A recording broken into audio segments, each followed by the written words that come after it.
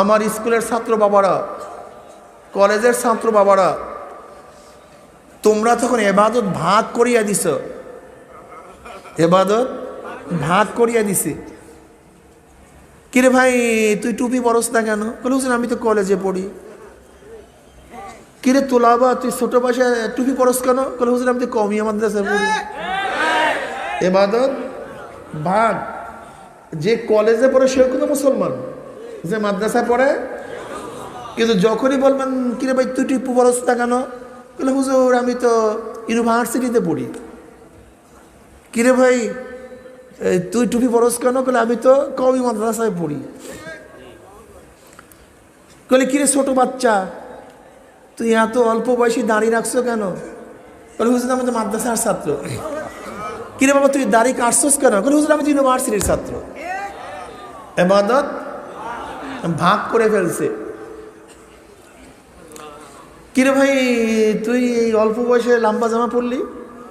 বলে হুজুর আমার বাবা তো আমার মা তোমাকে মাদ্রাসায় দিছে।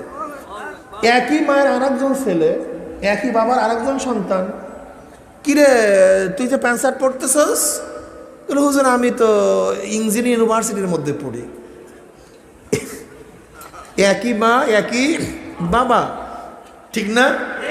কিন্তু যখনই প্রতিষ্ঠান ভাগ হয়ে গেছে তার ইবাদতের মধ্যে ভাগ হয়ে গেছে। কিরে ভাই তুই তাহাজ্জুদ পড়তেছস, নামাজ পড়তেছস, জামাতে পড়তেছস? বলে আমাকে মায় কওমি মাদ্রাসায় দিস। কল তুই যে দাড়ি ছাড়ছস, খাটো জামা পড়তেছস? বলে আমি তো হুজুর আলিয়া মাদ্রাসায় পড়ি। কথা বুঝেন না? ইবাদত ভাগ হয়ে গেছে। কিরে রিক্সাওয়ালা ভাই, ঠেলাওয়ালা ভাই, কিরে আলেম, তুমিও আলেম আর একজন আলেম, কিন্তু তুমি জিকির আজকার করো, চোখের মধ্যে পানি, তোমার মাথার মধ্যে পাগড়ি। কিন্তু আরেকজন আলেম সে তো এরকম ইবাদত করে না। বলে হুজুর আমি তো একজন অমুক পীরের কাছে মুরিদ হইছি। আর কি গরমে তোমার ইবাদত লাগে না কেন? আমি পীরের কাছে মুরিদ ধুই নেই কাছে, আমার হয়তো পাগড়িও লাগে না, টুপিও লাগে না, এই কান্নাকাটিও লাগে না, জিকির আজকারও লাগে না, আমার তো নফল টফল কিচ্ছু লাগে না। কিরে ভাই তুই ঢোল ঢাঙ্গুরে বাজাইতেছস, নামাজ নাই, রোজা নাই, হজ নাই, জাকাত নাই, ইবাদত নাই, বেপর্দা, গাঁজা টানতে আসছস? বলে হুজুর আমি তো মাইজ ভান্ডারে গেছি হুজুর। বলে হুজুর আমি তো ওই ল্যাংটা বাবার কাছে গেছি। বলে আমি তো সুরেশ্বর গেছি, আমি তো আটরসি গেছি। কাজে আমার নামাজ রোজার দরকার নেই, বাবার কাছে সব জিম্মা দিয়ে দিস। কিরে ভাই তুই গরিব মানুষ, এই হাঁটুর নিচে কাপড়, কোনো সময় উপরে উঠাস না, কাজের সময়ও মাথায় টুপিটা রাখোস ঠিকই, দাড়িগুলোও দেখে খুব সুন্দরী। আরে ভাই আজান হওয়ার সাথে সাথেই দেখলাম তুই কাজটা ছাড়িয়া দিয়া নামাজ দৌড় দিলি। ফজরের সময় দেখি জিকির আজকার করো, একবার ইশরাক নামাজের পরে বের হও, আবার দেখি মাগরিবের পরে আলহামদুলিল্লাহ জিকির আজকার করো, বউটাকেও পর্দায় রাখছো। ঘটনা কি? বলে হুজুর আমি তো সর্বনাই গেছি, আমি তো তবলিগে গেছি, আমি তো উজানির মুরিদ হইছি। ইবাদত কথা বলেন না কেন? তার মানিটা কি? তার মানিটা কি? কিরে ভাই তুই আল্লাহর বিরুদ্ধে স্লোগান দাস, খোদাদ্রোহী, হ্যাঁ ইসলামকে পছন্দ করস না, হ্যাঁ তুই আলেম ওলামাদেরকে গালি দাস, ঘটনা কি? কেন আমি তো আওয়ামী লীগ করি, আমি তো বিএনপি করি, আমি তো জাতীয় পার্টি করি, আমি তো জাসদ করি। কি কথা বলেন না কেন?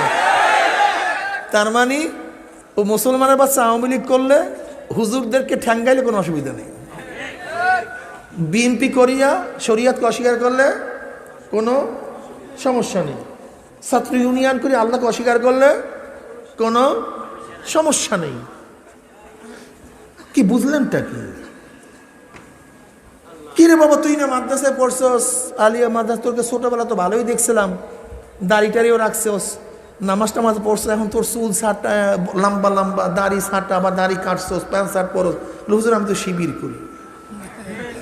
কি কথা বলেন না? আমি কাজী এটা আমার লাগে না, রাগ করিও না, ভাগ করিয়া ফেলাইস, ভাগ করিয়া ফেলাইস। তা বুঝলামটা কি, যে আমাদের কোরআন ভিন্ন, হাদিস ভিন্ন, আল্লাহ ভিন্ন, নবী ভিন্ন, হিসাব নিকাশ সব ভিন্ন ভিন্ন। এর জন্য ইবাদত ভাগ করিয়া ফেলাইস। কথা বলেন না কেন? আগে কথা বুঝো, রাগ করিও না কেউ। আমরা কেউ কারোর শত্রু নই, কেউ কারোর শত্রু নেই। শিবিরের হাজারো সন্তান আছে যারা মাওলার জন্য কাজ করতে চায়, কিন্তু নফসানিয়াত আছে। নেতারা কি বুঝাইছে? কোনো টেনশন নেই, কোনো সমস্যা নেই, এত ইবাদতের প্রয়োজন নেই, তুমি শুধু দল করো। তুমি কি দেখো না বহু সাহাবী জীবনে কোনো ইবাদত করে নাই, উহুদের ময়দানে শাহাদাত বরণ করছে, একদিন নামাজ পড়ার সুযোগ পায় নাই, সে জান্নাতি হয়ে গেছে। সমস্যা কি? আল্লাহর রাস্তায় শহীদ হয়ে যাবা, ইবাদতের দরকার নাই, তুমি নাজাত পেয়ে যাবো বাস। ওর ছেলেরা চিন্তা করতেছে, ভালো কথা ভাই, ভালো কথা, কি কথা ঠিক না? কিন্তু এই চিন্তা ওর মাথার মধ্যে ঢুকে নাই, ওই সাহাবী সুযোগই পায় নাই, আমি তো সুযোগ পাইছি, এটা মাথার মধ্যে ঢুকায় না। এতটুকু পার্থক্য শুধু। ও সুযোগ, কিন্তু যেই সাহাবারা সুযোগ পাইছে, সেই সাহাবারা নামাজ পড়ে নাই, রোজা রাখে নাই, দাড়ি কাটছে, ইবাদতের থেকে মুক্ত ছিল, এমন একজন সাহাবা দেখায় দাও।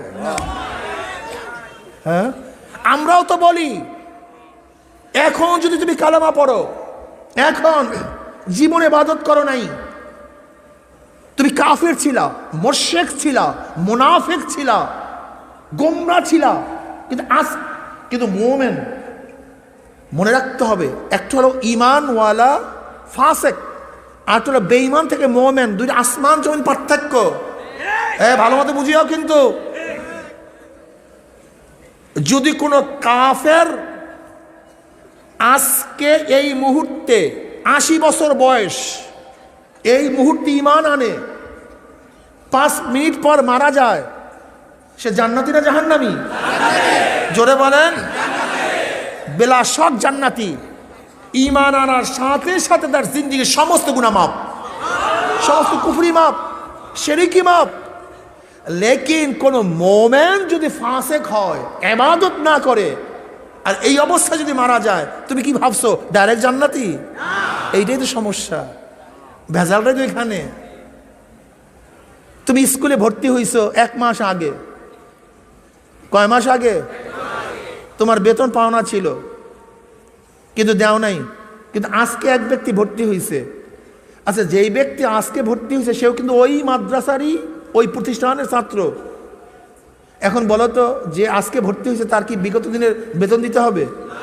কিন্তু যে 1 মাস আগে ভর্তি হয়েছে, কারণটা কি? এইটাই সহজ কথা। ইসলামের মধ্যে আজকে যে ভর্তি হয়েছে, সে আজকের নব, তার পিছনের কিচ্ছু নাই, বেতন টেতন সব মাপ। কিন্তু আগের থেকে যে ভর্তি হয়ে আছে, তার বেতন মাপ তোমাকে বলছে কি? সমস্যাই এখানে। কিয়ামতের ময়দান 3 ধরনের মানুষ কিয়ামতের ময়দান উঠবে: খালেস মুমিন, খালেস কাফের, মুমিনে ফাসিক। খালেস মুমিন শুধু নেক আর নেক, গুনাহ বলতে কিচ্ছু নেই, কোনো হিসাব নাই, নিকাশ নাই, ডাইরেক্ট জান্নাত। একটা ডাইরেক্ট, শুধু নেক আর নেক, নেক আর নেক, নেক আর নেক। খালেস কাফের, নেকি বলতে কিচ্ছু নাই, শুধু বদ আর বদ, বদ আর বদ, কোনো হিসাব বিকাশ নাই, ডাইরেক্ট জাহান্নাম। এরপরে আমরা মুমিনে ফাসিক, যাদের নেকও আছে, গুনাহও আছে, নেকও আছে, এই ওজন করা শুরু হয়ে যাবে। এই ওজন, ও নাদাউল মাওয়াজিনাল কিসত লিয়াউমিল কিয়ামা ওয়া আন্না আমালা বানি আদম ওয়া কাওলাহুম ইউজান। কিয়ামতের ময়দানে ইনসাফের একটা মিজান কায়েম করা হবে, ইনসাফের। ওয়া আন্না আমালা বানি আদম ওয়া কাওলাহুম ইউজান। বনি আদমের প্রত্যেকটা কাজ, প্রত্যেকটা কথা, যা বলতেছি, এই যে বলতেছি, প্রত্যেকটা কাজ, প্রত্যেকটা কথা, প্রত্যেকটা চাহনি প্রত্যেকটা শোনা, প্রত্যেকটা গুমান চিন্তা ওজন করা হবে। ওয়াসিরু কাওলাকুম আও ইজহারু বিহি ইন্নাহু আলিমুম বিযাতিস সুদূর। অন্তরে অন্তরে যা কিছু করছো, যা বলছো, যা দেখছো, যা শুনছো, যা করছো, সব কিছু ওজন করা হবে। ফাআম্মা মান সাকুলাত মাওয়াজিনুহু ফাহুয়া ফি ঈশাতির রাদিয়া। যাদের নেকের পাল্লা ওজন, আল্লাহ পাক তাদেরকে জান্নাতের ফয়সালা দিবেন। ওয়া আম্মা মান খাফফাত মাওয়াজিনুহু ফাউম্মুহু হাবিয়া। যাদের নেকের পাল্লা হালকা, গুনার পাল্লা ওজন, ফাউম্মুহু হাবিয়া। এই আমার যুবক বাবারা, এখানে এই কথা বলা হয় নাই যে কাফের যদি হয়, মুশরিক যদি হয়, তাদের জন্য জাহান্নাম, এই কথা বলা হয় নাই। ফাআম্মা মান সাকুলাত মাওয়াজিনুহু ফাহুয়া ফি ঈশাতির রাদিয়া ওয়া আম্মা মান খাফফাত মাওয়াজিনুহু ফাউম্মুহু হাবিয়া। চাই সে মুমিন হোক, মুহাদ্দিস হোক, পীর হোক, যে হোক না কেন, যদি গুনার পাল্লা এক সরিষার দানার এক কুঠি ব্যাগের এক ভাগ ওজন হয়ে যায়, জাহান্নাম। ওয়া ইয়ামাল মিসকালা যাররাতিন খায়রান ইয়ারাহ ওয়া ইয়ামাল মিসকালা যাররাতিন শাররান ইয়ারাহ। কাজে খুব খেয়ালের সাথে সামনে কদম বাড়ানো চাই। আমরা কি বলতে চাই? কি বলতে চাই? আমরা বলতে চাই যে কোনো দল কোনো ইবাদত থেকে কাউকে কমতি বেশতি করতে পারে না। চরমরায় মুরিদ হলে বেশতি করতে পারবা হবে, অমুকের জায়গায় মুরিদ হলে কম করলেও চলবে, অমুক দল করলে এইটা হলেও চলবে, অমুক দল করলে এইটা হলেও চলবে, এটা হবে না। এইটা আমাদের দেখার বিষয় কি ভাই? আমার নবী টুপি পরছে কি পরে নেই? যদি পরে তুমিও পরো। আমার নবী দাড়ি রাখছে কি রাখে নাই? যদি রাখে তুমিও রাখো। দেখো নবী আলাইহিসসালাতু ওয়াসাল্লাম বলছেন দাড়িকে লম্বা করো, বুখারীর রওয়ায়াত। কি পরিমাণে লম্বা করব? আমার নবীর থেকে এরকম কোনো হাদিস নেই, কোনো ফেল কল কিছুই মানকুল নেই, কিন্তু হাদিসের ব্যাখ্যা দেয় কারা? সাহাবারা। আব্দুল্লাহ ইবনে আব্বাস, আব্দুল্লাহ ইবনে ওমর রাদিয়াল্লাহু তাআলা, তিরমিজির মধ্যে রওয়ায়াত আসছে, লম্বা তো করার জন্য বলছে। কি পরিমাণে লম্বা করব? লম্বা করতে করতে যদি দাড়ি পায়ের নিচে চলে যায়, যেতে পারে না? কোনো মানুষের দাড়ি দেখেন নাই অনেক বড়, তো প্রসাব পায়খানা করবে কিভাবে? হাঁটবে কিভাবে? হতে পারে। নবী আলাইহিসসালাতু ওয়াসাল্লাম লম্বা করো। কি পরিমাণ? পরিমাণ তো বাতান নেই। এবার আব্দুল্লাহ ইবনে ওমর রাদিয়াল্লাহু তাআলা পরিমাণ বাতায় দিয়েছেন, এক মুষ্টি ধরো, নিচে যা আছে তা কেটে দাও, এই পর্যন্ত লম্বা করো। ব্যাস, নবীর থেকে লম্বার হাদিস পাইলাম, মিকদার পরিমাণের হাদিস পেলাম সাহাবাদের আমল থেকে। জ্ঞানজাম শেষ, জ্ঞানজাম শেষ। যদি তিনি রাখে তুমিও রাখো।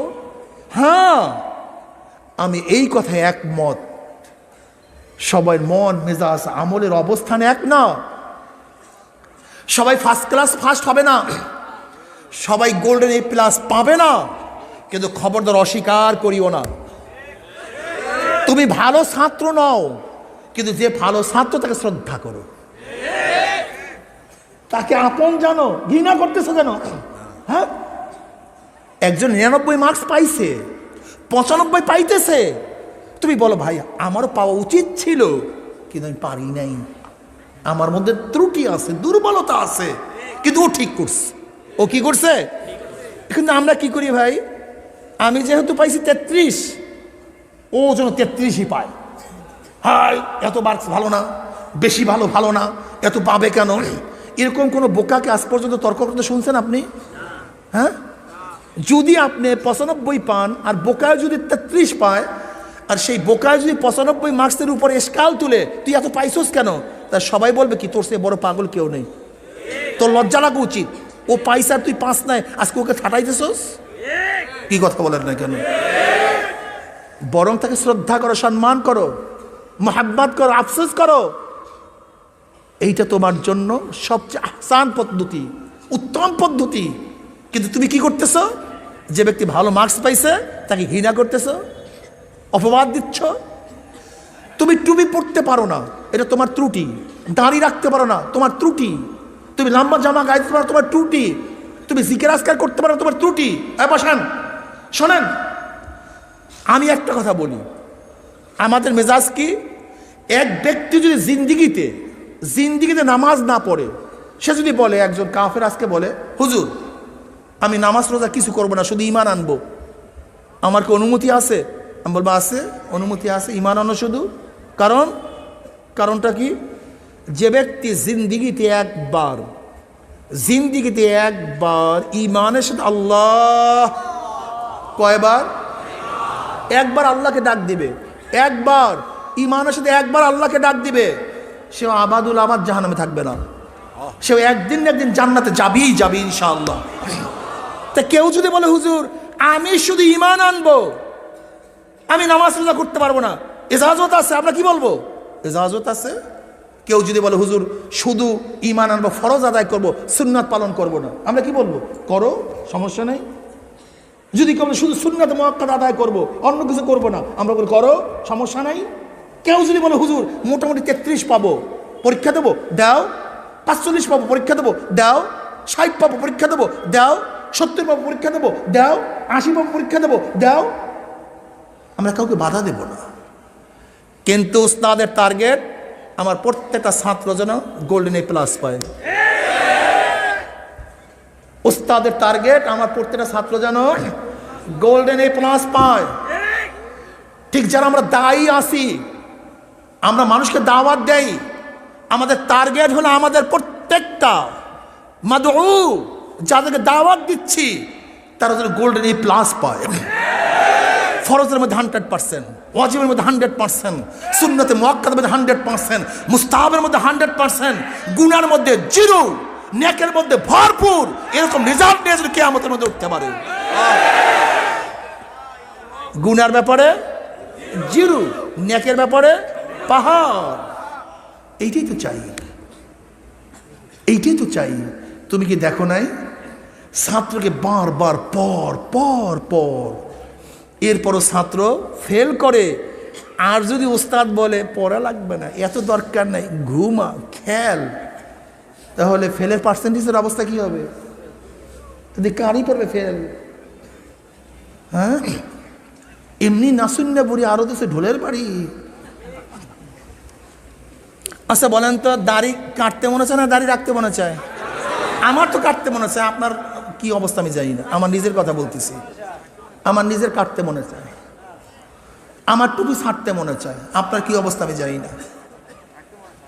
আমার লম্বা জামা না পড়তে মনে চায়, আমার বেপর্দা হইতে মনে চায়, আমার মেয়েদের সাথে প্রেম করতে মনে চায়, আমার সিনেমা দেখতে মনে চায়, আমার হারাম খাইতে মনে চায়, আমার গুনার কাজ করতে মনে চায়। এটা আমার মনে চায়, আপনার কি অবস্থা আমি জানি না। আল্লাহ পাক এইভাবেই মানুষকে সৃষ্টি করছেন, এর জন্যই আমরা দামি।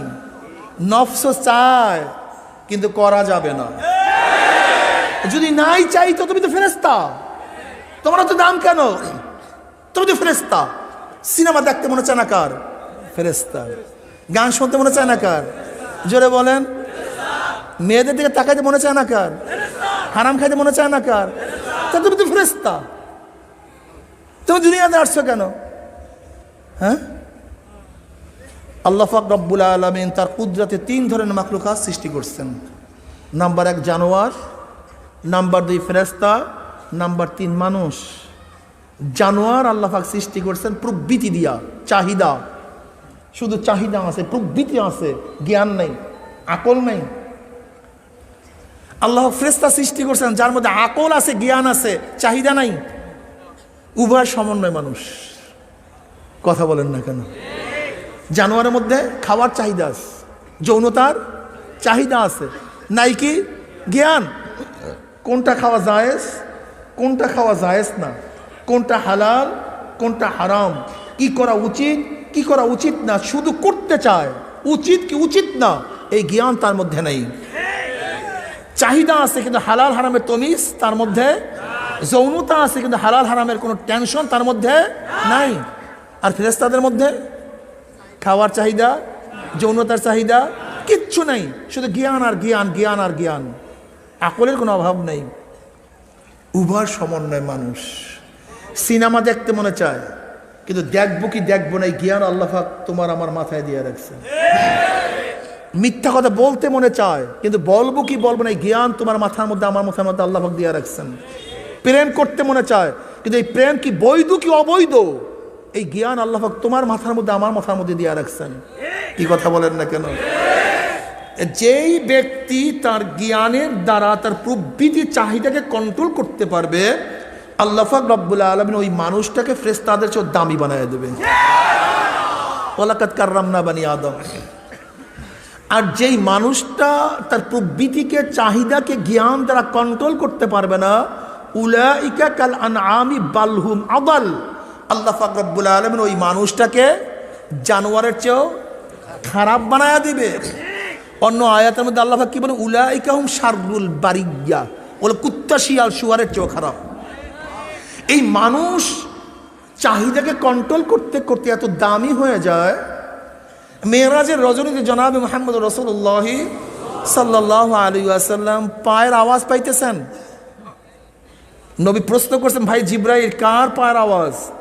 বলে বেলালে হাফসির পায়ের আওয়াজ পাওয়া যাইতেছে। বেলালে হাফসি হাঁটে জমিনে, পায়ের আওয়াজ আরশে। বুঝেন কোথায় গেছে? বুঝেন